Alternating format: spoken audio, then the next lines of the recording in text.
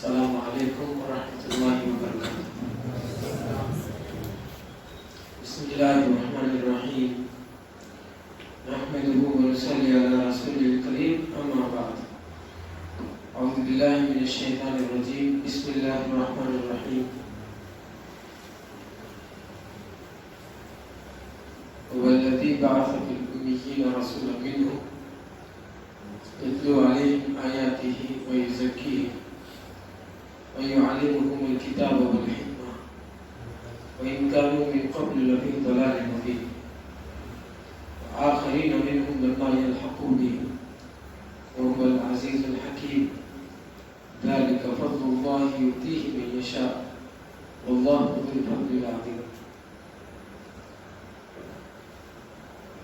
بہت ہی قدر کے لائق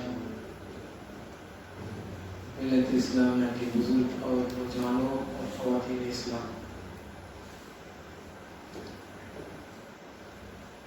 اللہ تبارک و تعالیٰ کا لاکھ لاکھ احسان ہے، شکر ہے کہ اللہ نے ہمیں ایک ایسی سرزمین میں پیدا کیا جس کے بارے میں قرآن کریم میں بڑی بشارت ہے۔ قرآن کریم میں رسول اللہ صلی اللہ علیہ وسلم جو بشارت دی گئی ہے اس میں سے ایک بشارت یہ ہے کہ جیسے آپ کے دور میں لوگ فروز در فروز مسلمان ہوئے، ایسے ہی قیامت کے قریب ایک قوم بڑی تعداد میں مسلمان ہو جائے گی۔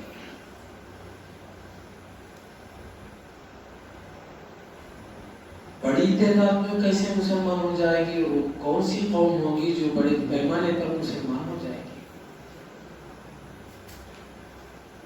علماء نے اس سے مراد 3 قوم لکھی ہیں۔ بعض علماء نے لکھا کہ اس سے مراد یورپ کے کارے، بعض نے لکھا کہ اس سے مراد چین کے وہ لوگ جن کی آواز کو دبا دیا جاتا ہے، اور بعض علماء نے لکھا کہ اس سے مراد بھارت کی قدیم آبادی۔ اگرچہ کہ سابقین میں سے کچھ علماء نے وآخرین منہم لما یلحقوا بہم سے مراد کہ بڑے پیمانے پر ایک قوم مسلمان ہو جائے گی، اس سے مراد تاتاری قوم شمار کی ہے۔ ایسا ہوا بھی کہ تاتاری قوم بڑے پیمانے پر مسلمان ہو گئی۔ تاتاری قوم ایک جنگجو قوم، جنگلی قوم، جن کو فسادات پر فخر تھا، دنگوں پر فخر تھا، جہاں دنگے کرتے وہاں اس بات پر ان کو فخر تھا کہ ہم نے کتنے گھروں کو جلایا، اور جلے ہوئے گھر کے لکڑیاں لاکھن بادشاہ وقت کو پیش کرتے تھے کہ ہم نے اتنے بڑے کارنامے کیے۔ اگرچہ کہ علماء نے اس سے مراد لیا ہے، امام راضی علیہ رحمہ کی سے مراد نہیں ہے۔ ایسا ہو گیا جو واقعہ کہ بڑے پیمانے پر لوگ مسلمان ہو جائیں گے، ایسا واقعہ ہو گیا، ایسا علماء نے لکھا ہے۔ مگر وہ واقعہ جو تاتاری واقعہ ہے، اس کا جو پس منظر ہے، وہ پس منظر جو آیتیں اللہ تبارک و تعالیٰ نے بیان کی، اس پس منظر سے اس کا کوئی تعلق نہیں ہے۔ ہوتا ہے کسی بھی واقعے کے ریگولیشن کے لیے، انقلاب کے لیے بیک گراؤنڈ ہوتا ہے، سپورٹ ہوتا ہے۔ وآخرین منہم لما یلحقوا بہم کی جو آیت ہے، اس کی جو شرائط ہے، جن شرائط پر امت اترے گی تو یہ فائدہ ملے گا، جو شرائط ہے وہ شرائط پر وہ واقعہ اترتا نہیں ہے. جس سماج پر تاتاری قوم مسلط ہوئی تھی وہ چھوٹے چھوٹے مسائل کو بڑا مسئلہ سمجھے ہوئے تھے. ایسے مسلم سماج کے لوگ تھے. اور اس زمانے میں دعوت کی کوئی تحریک نہیں تھی. اگرچہ کہ چنگیز خان کو بغداد کے بادشاہ نے دعوت دینے کی کوشش کی تو چنگیز خان سب جگہ کامیاب ہوتا, بغداد میں ناکام ہوتا تو پوچھتا کیوں ہم بغداد میں ناکام ہوئے. ایک مرتبہ اس نے کہا کہ ہم بات ہی کر لیتے ہیں بادشاہ سے, چلو کچھ ایلچیو کو بلا, ایمبیسڈرز کو بھیجو. تو 5 فرد پر مشتمل ایک ٹیم چنگیز خان کو دعوت دینے کے لیے پہنچی. اس وقت کے جو امیر تھے ان کا نام اشرف علی تھا. تاریخ میں ان کا نام اشرف علی بھی لکھا جاتا ہے. اشرف علی سے جو ان کی باتیں ہوئی ہے بالکل دعوتی پس منظر میں دیکھیں گے تو بالکل ڈھونڈی باتیں ہوئی. چنگیز خان نے پوچھا تھا اشرف علی سے کہ کیوں ہم بغداد میں ناکام ہوتے ہیں. تو اشرف علی صاحب نے کہا کہ ہم سب ایک اللہ کو مانتے ہیں. تمہارے فوج میں ایک اللہ کو ماننے والے بھی ہیں, نہیں ماننے والے بھی ہیں, بت پرست بھی ہیں, خدا کا انکار کرنے والے بھی ہیں, سینکڑوں خدا کو ماننے والے بھی ہیں. تسلیم کی یہ بات ہے. پھر آپ کیا کرتے ہیں؟ انہوں نے کہا کہ ہم 5 وقت کی نماز پڑھتے ہیں. ہاں کسی کو خدا مانتے ہیں تو اس کو خوش کرنے کی کوئی شکل تو ہونی چاہیے, اس کو بھی تسلیم کیا. پھر کیا کرتے ہیں؟ تو اشرف علی نے کہا کہ ہم رمضان میں 30 روزے رہتے ہیں. ٹھیک ہے, سب اس کا کھا رہے ہیں, اس کے لیے 30 دن بھوکے رہنا کون سی غلط بات ہے, سمجھتا چاہتا تھا. پھر اس نے پوچھا اور کیا کرتے ہیں؟ جس کے پاس, انہوں نے کہا جس کے پاس طاقت ہے وہ حج پر مکہ جاتے ہیں. اس بار کو غصہ آیا, اٹھایا, مجلس برخاست کی. بولے چلے ایسے ابراہ کی طرح اس نے کہا کہ جب میں بڑا ہوں تو پوری دنیا کے لوگوں کو میرے پاس آنا چاہیے, مکے کو نہیں جانا چاہیے. علماء نے لکھا کہ یہ دعوت تو اس کو دی گئی. پھر کیا بات ہے کہ اس کا پوترا ہلاکو خان پورے بغداد کی اینٹ سے اینٹ بجا دیا, تباہ کر دیا مسلمانوں کو. بغداد کا زوال کیا تھا؟ علی میاں علیہ الرحمہ انہوں نے لکھا کہ بغداد کا زوال نہیں تھا, مسلمانوں کا زوال تھا. مسلمان کبھی بھی بغداد کے زوال کے بعد سر اٹھا کے جی نہیں سکا. ایسا زبردست دھکا, اتنا بڑا حادثہ ہوتا ہے تو علماء لے کر بیٹھتے ہیں, کیا بچا ہو سکتی ہے. تو اس تاریخ پر تبصرے کرنے والے مختلف لوگوں نے تبصرہ کیا. ایک مفسر جو تبصرہ کرنے والا ہے اس نے عجیب بات لکھی. اس نے لکھا کہ مفتی صاحب کی دعوت غلط تھی. دعوت کیا غلط تھی؟ اللہ کی طرف. دین کا مطلب کیا ہے؟ اللہ, نماز, روزہ, زکات, یہ تو ہے. مفتی صاحب کی غلط دعوت کہاں ہو گئی؟ اس نے منشن کیا, اس نے لکھا کہ مفتی صاحب سے غلطی ہوئی. وہ کیا غلطی ہوئی کہ زکات کی بحث پہلے بولنا تھا, بعد میں حج کی بحث چھیڑنا تھا. ترتیب تو ایسی ہی ہے نا. بنی الاسلام والا 5 چیزوں پر اسلام کی بنیاد ہے, شہادتیں, نماز, روزہ, زکات, حج. حج کی بحث شروع کرنے سے پہلے مفتی صاحب کو کس کی بحث چھیڑنا تھا؟ حج کی بحث سے پہلے زکات کی بحث چھیڑنا تھا. مفتی صاحب سے غلطی یہ ہوئی کہ انہوں نے زکات کی بحث نہیں چھیڑی, سیدھے حج کی بحث چھیڑی, اس لیے دعوت غلط تھی. ہم جب اس نقطے پہ پہنچے تو بولے یہ تو ٹوٹل دعوت ہی غلط تھی. ایک غیر مسلم کو زکات کے بارے میں بتایا جاتا ہے کیا؟ حج کے بارے میں بتایا جاتا ہے کیا؟ نماز کے بارے میں بتایا جاتا ہے کیا؟ روزے کے بارے میں بتایا جاتا ہے کیا؟ مفتی صاحب کی دعوت ہی ڈھونڈی تھی, بالکل غلط تھی. غیر مسلم کو بولنے کی باتیں کیا ہے؟ اللہ کی طرف بلانا، جنت کی طرف بلانا، دوزخ سے ڈرانا، قیامت کے دن حساب کتاب ہوگا اس کا احساس دلانا، ہم اور آپ کے لیے رول ماڈل محمد صلی اللہ علیہ وسلم ہے، ان کی شخصیت کو پیش کرنا، ان کے اخلاق کو پیش کرنا، اسلام میں اخلاق کے کیا معنی ہیں یہ پیش کرنا، بندوں کے کیا حقوق ہیں یہ بیان کرنا، پاکی صفائی کے بارے میں بحث کرنا، قرآن کی عظمت پر بات کرنا، یہ ہوتا ہے کس کو بولنے کا موضوع؟ غیر مسلم۔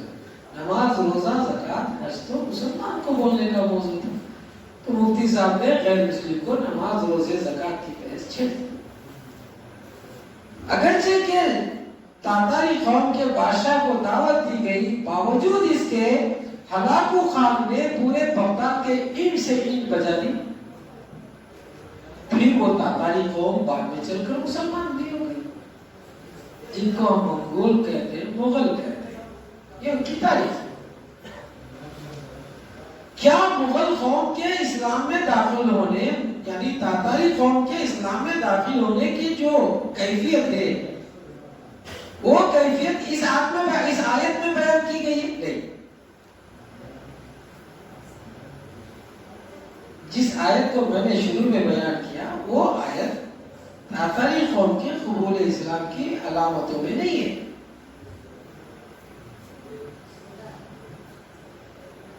کسی بھی قوم کے انقلاب کے لیے، کسی بھی قوم کے اندر تبدیلی کے لیے جو چیزوں کی ضرورت ہوتی ہے، وہ چیزیں اس وقت مسلمانوں میں موجود نہیں تھی۔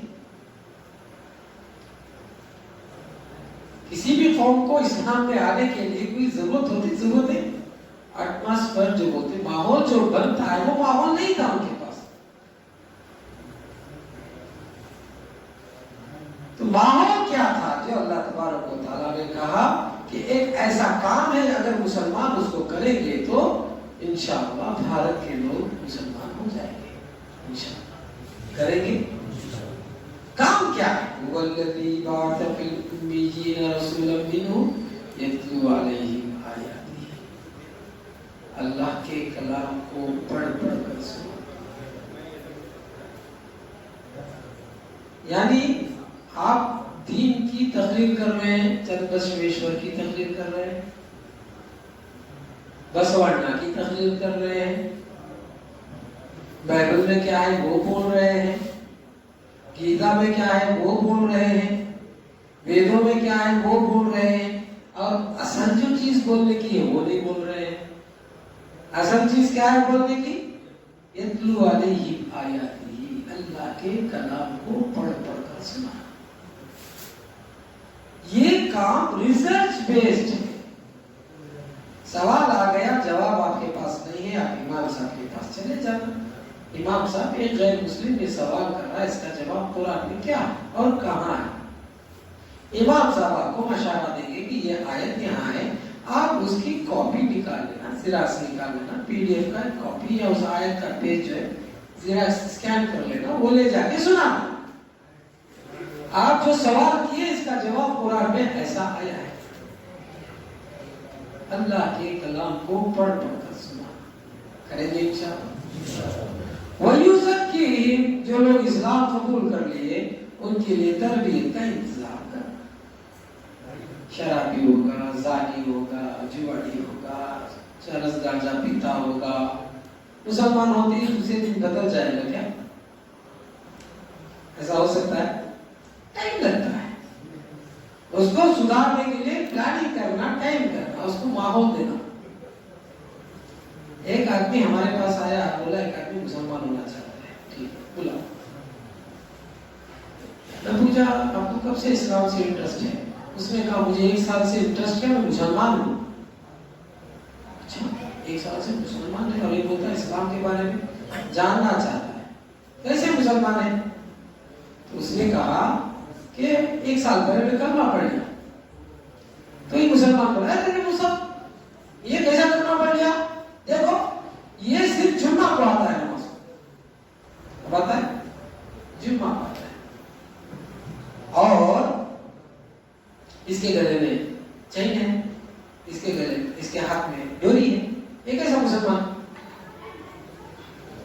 تمہیں دیکھا تو یہ سب ہے. تو اس پر اس نے کیا کہا امام مسلم نے, ارے تو بھی تو جمعہ جاتا ہے,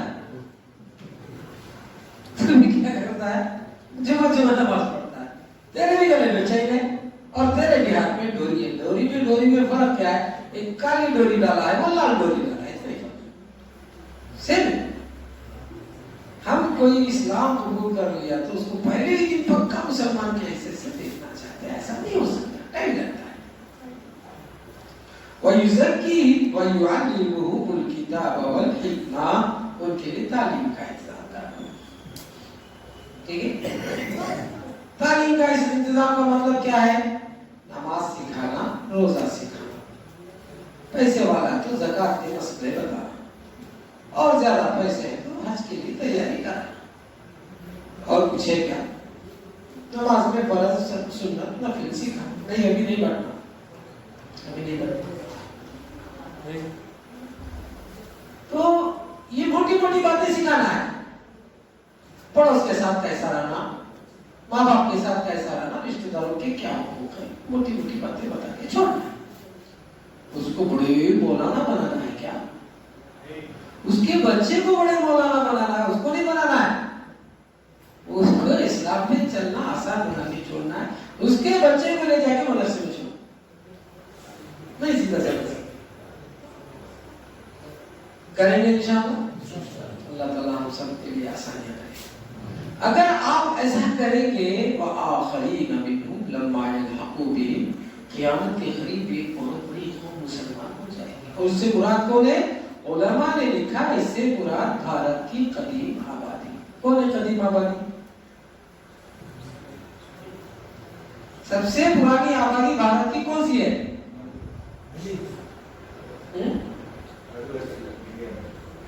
آریہ کے علاوہ, برہمنس کے علاوہ, برہمن بنیا کے علاوہ,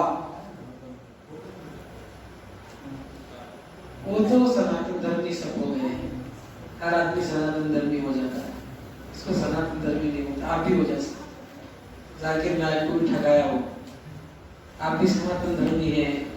کون ٹھگایا؟ شنکر آچاریہ. سناتن دھرمی کوئی بھی ہو جا سکتا, سناتن دھرمی آریہ, برہمنس بن گیا. یہاں تک کہ شتریہ بھی باہر کی قوم نہیں, یہاں کی قوم ہے.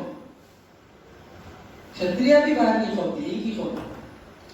یہ سب مسلمان ہو جائیں گے, قرآن میں اس کی بشارت ہے. کیا آپ لوگ اس قوم کو قبول کرنے کے لیے تیار ہیں؟ انشاءاللہ. تو کیسا شروع کریں گے کام؟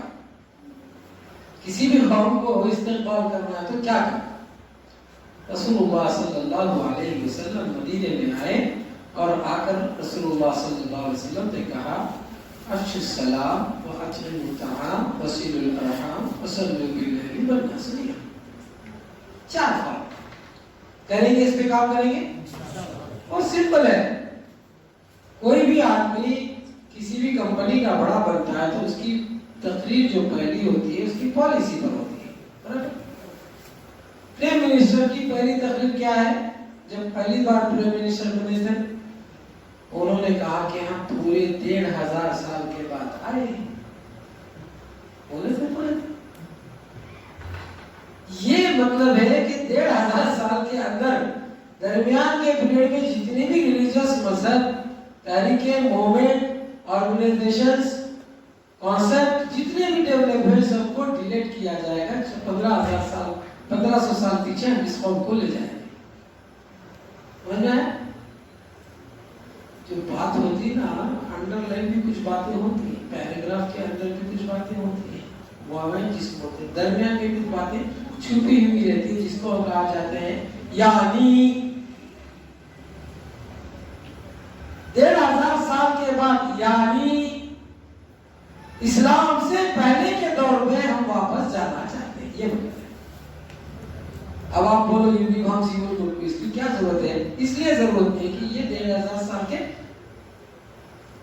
بعد کا معاملہ ہے, اس سے پہلے کا معاملہ نہیں ہے. سمجھ رہے؟ چرچ کا کانسیپٹ ہے ایسٹ انڈیا کمپنی آنے کے بعد آیا, یہ بھی 1500 سال کے اندر کا معاملہ ہے، اس کو بھی صاف کیا جائے۔ سکھوں کا مسئلہ ہے، یہ بھی بعد میں آیا، اس کو بھی صاف کیا جائے۔ لنگایت کا مومنٹ اسلام کے بعد آیا، اس کو بھی صاف کیا جائے۔ روی داس، کون کون کون کون نکلے اسلام سے متاثر ہو کر ساری چیزوں کو مٹانا چاہتے ہیں۔ اب سمجھ رہا ہے؟ یعنی کب کوئی ذمہ دار کوئی بات پہلی بار کرتا ہے تو وہ اس کی پالیسی پر بات کرتا ہے۔ جو بائیڈن امریکہ کا پریزیڈنٹ بن گیا، اس کی پہلی تقریر کیا تھی؟ اس نے کہا یمن اور عرب کے جھگڑے سے ہمیں کوئی دلچسپی نہیں، سیریا کے مسئلے میں ہمیں دلچسپی نہیں ہے، نہ افغان کے طالبان کے مسئلے میں کوئی ٹینشن نہیں ہم کو، پوری دنیا کے لیے ایک ہی چیلنج ہے، پوری دنیا کے لیے ایک ہی چیلنج ہے، وہ کیا ہے؟ Quranic regulation. اس نے کیا کہا؟ لفظ بھی ہمارے منہ سے نہیں نکلتا، قرآنک ریگولیشن۔ اب وہ قرآنک ریگولیشن کیا ہے؟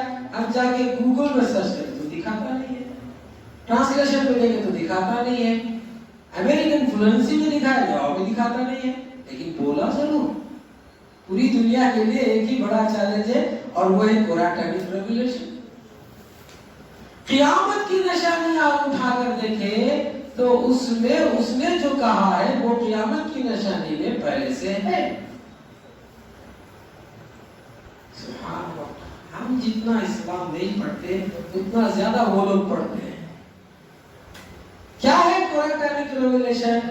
خراسانی انقلاب۔ خراسان اس کو بولنے نہیں آیا، وہ قرآنک ریگولیشن۔ خراسانی انقلاب کیا ہے؟ 20,000 کی لشکر خراسان کے علاقے سے، یعنی جموں کے اوپر جو کشمیر ہے وہاں سے لے کر ایران تک کے بیلٹ کو بنی امیہ کے زمانے میں خراسان کہا جاتا ہے، اتنے بیلٹ سے 20,000 کی ایک فوج جائے گی دجال کو ساتھ دینے کے لیے، قیامت کی نشانی میں۔ اور اسی خراسان سے 20,000 کی لشکر جائے گی امام مہدی کو ساتھ دینے کے لیے، قیامت کی نشانی میں۔ تو کوئی آدمی جب کسی سماج کا بڑا بنتا ہے تو اس کی پہلی ترغیب اس کی پالیسی پر ہوتی ہے۔ رسول اللہ صلی اللہ علیہ وسلم مدینے میں داخل ہوئے تو مدینے میں پہلی تقریر وہ تقریر یا خطبہ نہیں تھا، مدینے میں کام کی پالیسی تھی۔ انشاءاللہ اس پالیسی بھی ہم کام کریں گے۔ کیوں مدینے کی بات کر رہے ہیں؟ اب تک تو علماء کرام نے مکے کی بات کی تھی، آج کیوں مدینے کی بات ہو رہی ہے؟ یہ تو سوچنے کی بات ہے۔ ڈی این اے جانتے؟ ڈی این اے جانتے؟ ڈی این اے نے کلیئر کر دیا ہے کہ ہمارے حکومت جن لوگوں کے ہاتھ میں ہے، جو سماج پرابھین ہے، ڈی این اے کے رپورٹ کے حساب سے وہ یوریشین یہودی ہیں، یعنی یورپ اور رشیا سے آئے ہوئے یہودی ہیں۔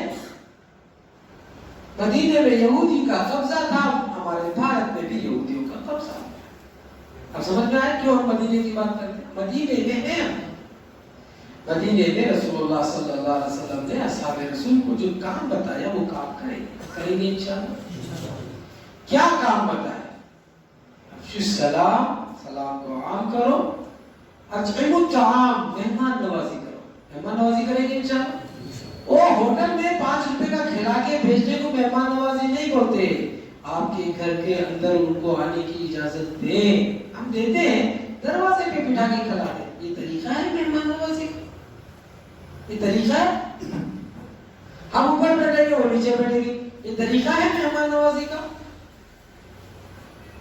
مہمان نوازی کے جو آداب اسلام میں بتائے اس پر مہمان نوازی کا مطلب کیا؟ ساتھ میں بٹھا کر کھانا کھلانا۔ جب تک مسلمان اپنے گھر کا دروازہ غیر مسلم کے لیے نہیں کھولے گا، ان کے دل ہمارے سے متعلق کھلنے والے نہیں ہیں۔ انشاءاللہ شروع کریں گے۔ ہر مسلمان کا گھر مہمان نوازی کا گھر ہو جائے گا انشاءاللہ۔ جب آپ مہمان نوازی کریں گے تو اس کے فیملی میٹرز آپ کے سامنے رکھ کے بات کریں۔ میری بیوی ان لوگوں سے بات کرتی ہے جس سے بات کرنا میں پسند نہیں کرتا، ان کی عورت ہماری عورت کو بولے گی میرا شوہر مجھے بہت مانتا ہے نہیں ہے ان کے مسائل. وَصِلُوا الْأَرْحَامَ أَطْعِمُوا الطَّعَامَ وَصِلُوا الْأَرْحَامَ کھانا کھلاؤ یعنی مہمان نوازی کرو اور رشتوں کو جوڑو. ساس بہو کے جھگڑے دور کرو, میاں بیوی کے جھگڑے دور کرو, بچے ماں باپ کے جھگڑے دور کرو, خاندان کے مسئلے حل کر کے دو. کریں گے انشاءاللہ اس قوم کی. پولیس والا ڈنڈے سے ڈانٹ مار کے بھیجتا ہے اور ان کیس بگاڑ دیتا ہے. ہم کاؤنسلنگ کریں گے تو ان کے مسئلے حل ہو جائیں گے. نہیں, اگر ہم کاؤنسلنگ کریں گے اور رات میں اٹھ کر اس قوم کی ہدایت کے لیے دعا کریں گے یہ قوم مسلمان ہو جائے گی. کریں گے. اللہ تعالی ہم سب کو خدمت کرنے کی توفیق نصیب فرمائے. اس قوم کو مہمان بنانے کی توفیق نصیب فرمائے اور ان کے جو گھریلو مسائل ہیں اس کو حل کرنے کی توفیق نصیب فرمائے اور ہمارے ذریعے سے اس پورے علاقے میں اسلامی انقلاب آ جائے. اس کے اللہ تعالیٰ ہم سب کو توفیق نصیب فرمائے. آمین. وآخر دعوانا الحمدللہ رب العالمین. السلام علیکم ورحمۃ اللہ وبرکاتہ.